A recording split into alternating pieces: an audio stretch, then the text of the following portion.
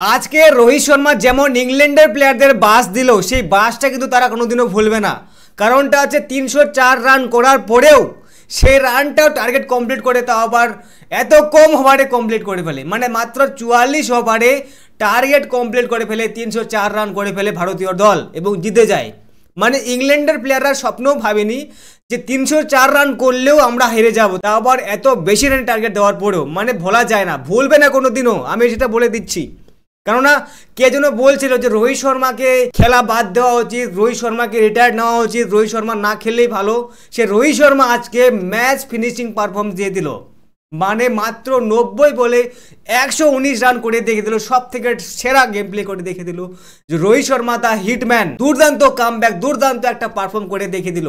তার সাথে সাথে শুভমান গিল, যে আগের ম্যাচটাতে দুর্দান্ত পারফর্ম করেছিল, সেই শুভমান গিল এখানে 60 রান করে দেখে দিল। মানে দুজনের পার্টনারশিপ 160 রানের, 160 রানের পার্টনারশিপ করে ফেললো।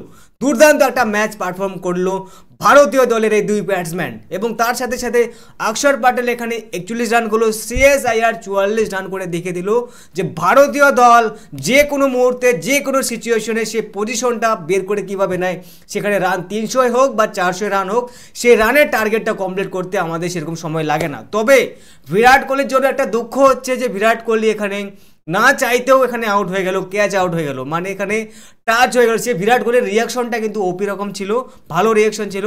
এবং আমি মনে করি যে আজকের ম্যাচটা ভালো যেরকম পারফর্ম করলো, সেই পারফরমেন্সটা নেক্সট ম্যাচও আমরা দেখতে পাবো, যেমনটা রোহিত শর্মা পারফর্ম করলো আজকে দ্বিতীয় দিনের শেষে।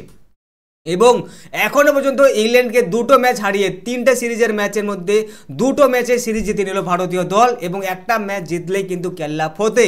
এবং দেখার বিষয় আছে ইংল্যান্ডের টিম নেক্সট ম্যাচটাতে কামব্যাক করতে পারবে কিনা।